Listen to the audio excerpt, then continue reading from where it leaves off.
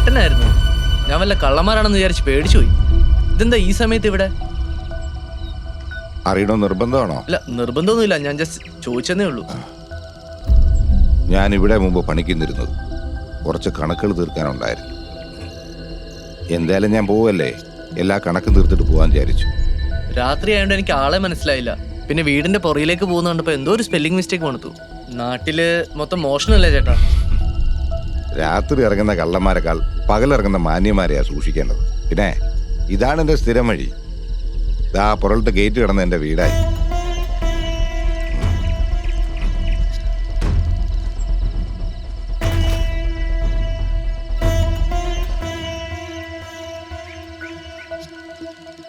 ഇയാളെന്താ ഇവിടെ? ഞാൻ രഘുവേട്ടനെ കണ്ടപ്പോ വന്നതാ. പുള്ളിയെ രാവിലെ എന്നെ ഇവിടെ കൊണ്ടാക്കിയേ. അധികം ഇവിടെ നിങ്ങൾക്ക് ഇറങ്ങി നടക്കണ്ട, നല്ല പാമ്പുള്ളതാ. പാമ്പോ? ഏയ് ചുമ്മാ പറഞ്ഞോ.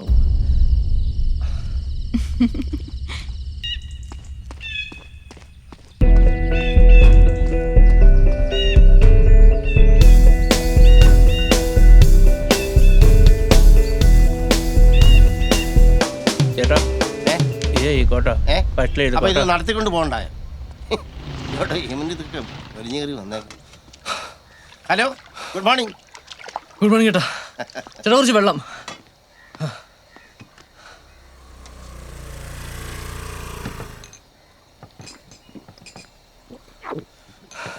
ഇനി വേണോ?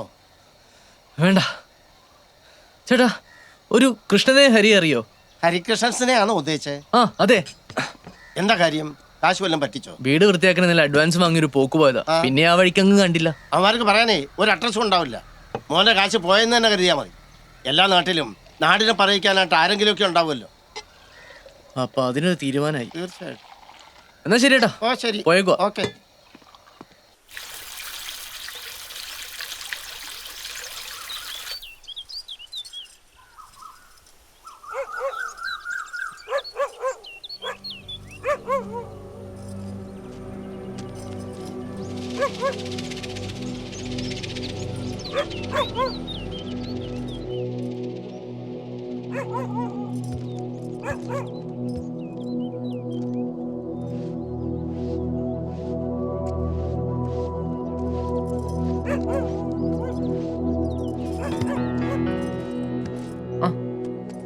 എന്താ? ചുമ്മാ ഞാനിവിടെ പണിയൊക്കെ എവിടം വരെയായി നോക്കാൻ വന്നതാ. ഇത് താൻ വരച്ചാണോ? ഇതെവിടുന്ന് കിട്ടി? അതൊക്കെ അവിടെ ഇരിക്കട്ടെ, താൻ കാര്യം പറ. അതെന്താ, എനിക്ക് വരയ്ക്കാൻ പാടില്ലേ? എങ്ങനെയുണ്ട്?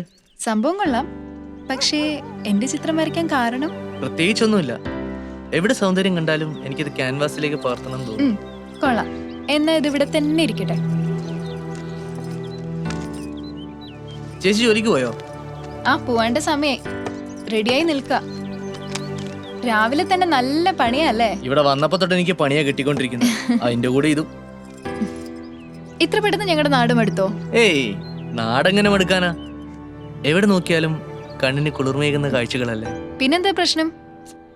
ആൾക്കാരൊക്കെ ഒരു പ്രത്യേക ടൈപ്പാ. എന്തോ ഒരു വലിയ പണി വരാനുണ്ടെന്ന് മനസ്സ് പറയുന്നു. ഇതിലും വലിയ പണി പിന്നെന്താ വരാനുള്ളേ? മനസ്സിലായില്ല. അല്ല, ഈ വീട് വൃത്തിയാക്കുന്ന പണിയെ ഇതിപ്പോഴെങ്ങാനും കഴിയോ? എവിടുന്ന്? ഇതൊരു അണ്ടകടാകം പോലെ ഇങ്ങനെ കിടക്കല്ലേ. തൽക്കാലം 1-2 മുറി വൃത്തിയാക്കാന്ന് വിചാരിച്ചു. ശരി, ഞാനും കൂടാം. ഇയാള് തന്നെ വിചാരിച്ചാ ഇതൊന്നും കൂട്ടിയാ കൂടില്ല. ഓ, വളരെ സന്തോഷം. ചൂല എവിടെ? ചൂല് ദാ അവിടെ കിടക്കും. എവിടെ? ആ,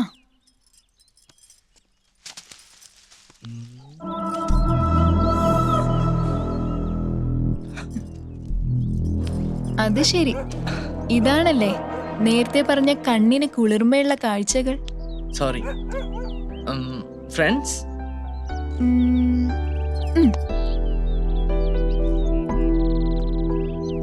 കൈ എന്താ ഐസ് പോലെ ഇരിക്കുന്നത്? പെൺകുട്ടികളുടെ ശരീരത്തിൽ സാധാരണ ചെറിയ ചൂടല്ലേ?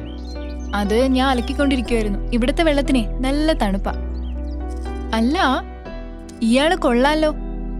പെണ്ണുങ്ങളുടെ ശരീരത്തെ പറ്റി നല്ല ധാരണയല്ലേ? ഏറെക്കുറെ.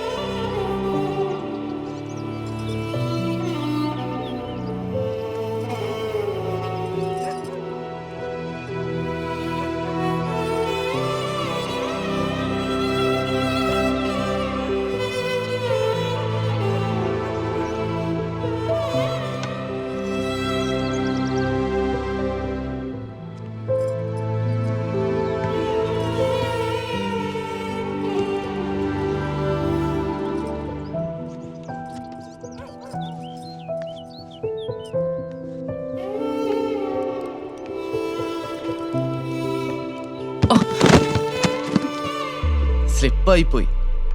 നന്നായി. മോനെ സാധനങ്ങളൊക്കെ എടുത്തേ പെട്ടിയിലിടാൻ നോക്ക്. ഓ ശരി.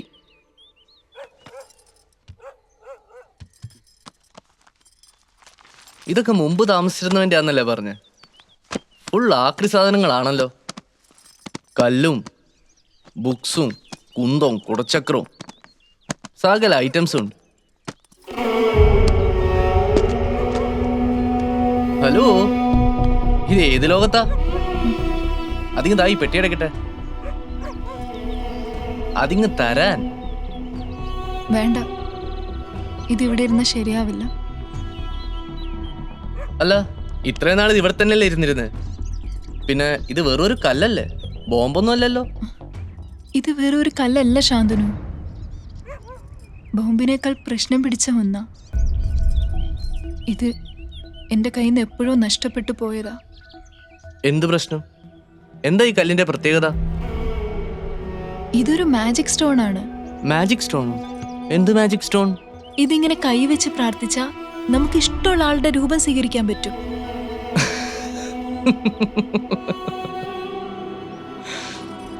ദൈവത്തെ ഓർത്ത് ഇങ്ങനെയൊന്നും തള്ളരുത്. കുറെ കേട്ടിട്ടുണ്ട്. നാഗമാണിക്യം, വെള്ളിമൂങ്ങ, നീലക്കൊടുവേലി, ദേ ഇപ്പൊ മാജിക് സ്റ്റോണും. ഇനി വേറെ വല്ലതുണ്ടോ ഇതുപോലെ എന്തെങ്കിലും? തന്നെയെന്നല്ല, ഒരാളെ എനിക്കിത് പറഞ്ഞ് വിശ്വസിപ്പിക്കാൻ പറ്റില്ല. പക്ഷെ ചെയ്തു നോക്കിയാ താനെ മനസ്സിലാവും, ഈ ലോകത്ത് മനുഷ്യന്റെ ചിന്തകൾക്കും യുക്തിക്കും അപ്പുറം മറ്റു പലതും ഉണ്ടെന്ന്. എന്താ, ട്രൈ ചെയ്ത് നോക്കുന്നോ?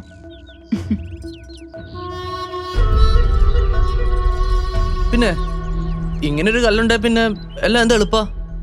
നമുക്ക് ഇഷ്ടമുള്ളതൊക്കെ ചെയ്യാലോ. ചെയ്യാം. അതല്ലേ ഞാൻ പറഞ്ഞേ, ഇത് ബോംബിനേക്കാൾ പ്രശ്നം പിടിച്ച കല്ലാന്ന്.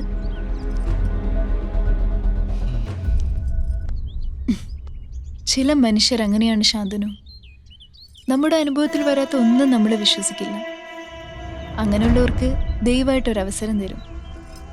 മനുഷ്യന്റെ ചിന്തകൾക്കും അപ്പുറമാണ് തൻ്റെ സൃഷ്ടിയെന്ന് കാണിക്കാൻ. അപ്പോൾ ആ അവസരം നമ്മൾ ഉപയോഗിക്കണമെന്ന് മാത്രം. അവസരം ഉപയോഗിച്ചാൽ നമ്മൾ നടക്കില്ലെന്ന് വിചാരിക്കുന്ന പല ആഗ്രഹങ്ങളും നടന്നെന്ന് വരും.